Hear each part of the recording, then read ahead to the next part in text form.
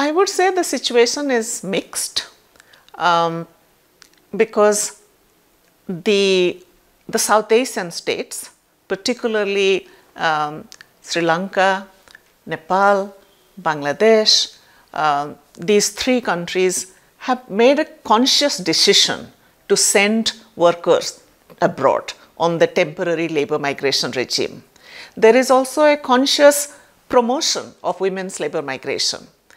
So some laws have been made, and I would say some laws are good. And those laws which needed amendment, some amendment is going.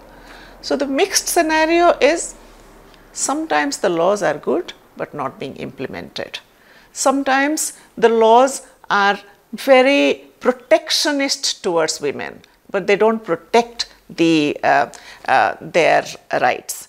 And finally, when we are talking about migrant workers, it is not only the laws in the countries of origin that are important, it is also extremely important for the migrant worker to have good laws in countries of destination.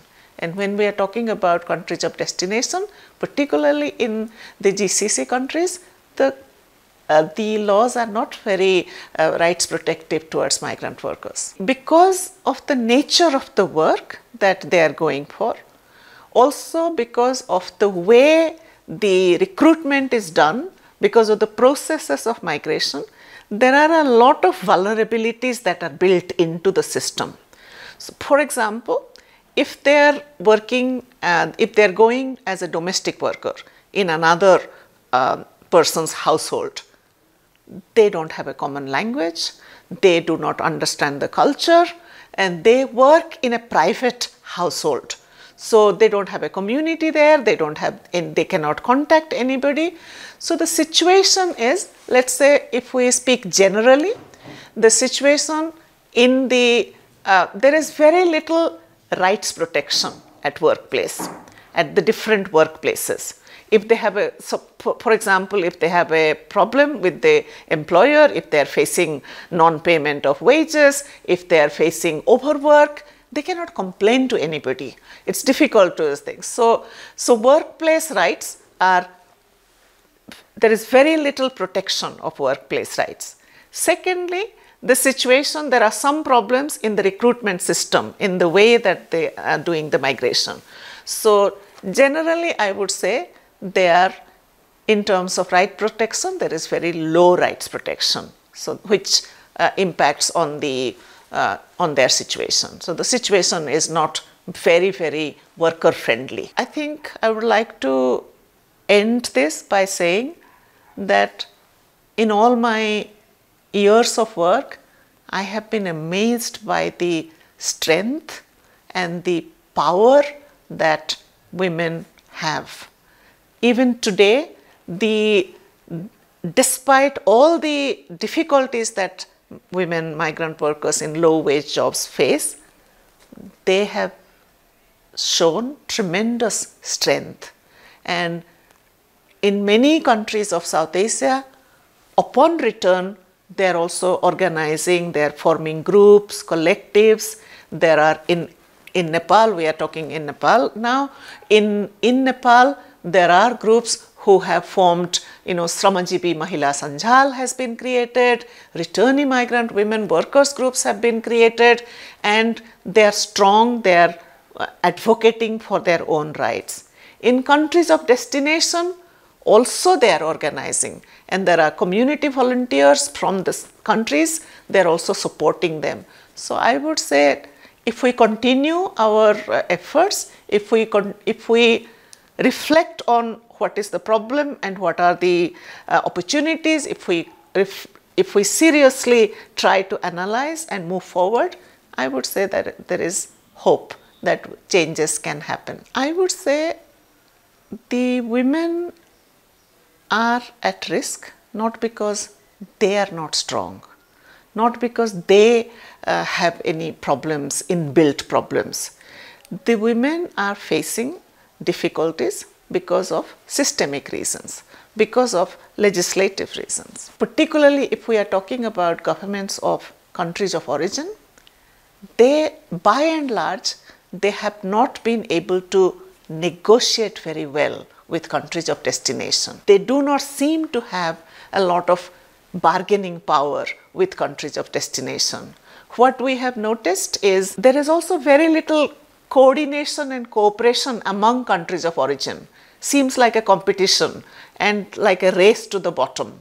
So you are sending, suppose one country says our workers should be getting, let's say, they say $300. Another country comes in, oh, our workers will go for 150.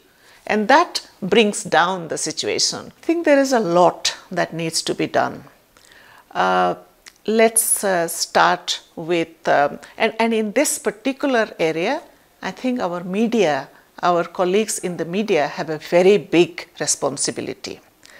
Now, when there are problems that the women migrant workers are facing, we from the civil society talk about it. Women who return, they also talk about it. Women in countries of destination also, where they have freedom, they talk about it. And that goes out in the media. The hope behind that is if we put out the problems will get solved. But what happens is, by talking exclusively about the problems, somewhere the stigmatization also increases. All women who return are seen as abused women. All women who return are seen by society, because our attitude towards women, we all live in patriarchal societies. Our attitude towards women is always a little bit suspicious. What kind of dress she is wearing, who is she looking at, who is she smiling at, what exactly. So all these things also play a role. So the moment these problems are highlighted, this also enhances or aggravates the stigma. So the challenge that media colleagues have here is, how can they tell stories that will talk about problems but also talk about the strength of the women, the resistance of the women.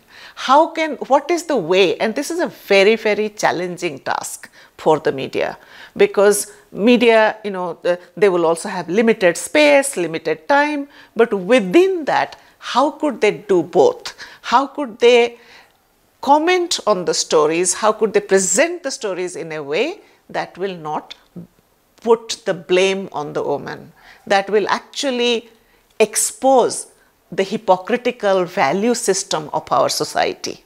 So that's the big challenge that media has today. Finally, I would say our states also have a role in this. They can play a role, because in the last 10 years or a little more than 10 years, the increase that we are seeing in women's labor migration, international labor migration, is because of the policies that our states have created. Because there is an opportunity, that's why women are going. There is a lot of promotion of labor migration that is also happening. Now, all our states have communication outlets. How could they present a strong image of the women? How could they publicly acknowledge that these migrant women are contributing to our economy, that they are contributors to the development of our state? So if there is public acknowledgement of the contribution of women to the state, I think that may change the narrative.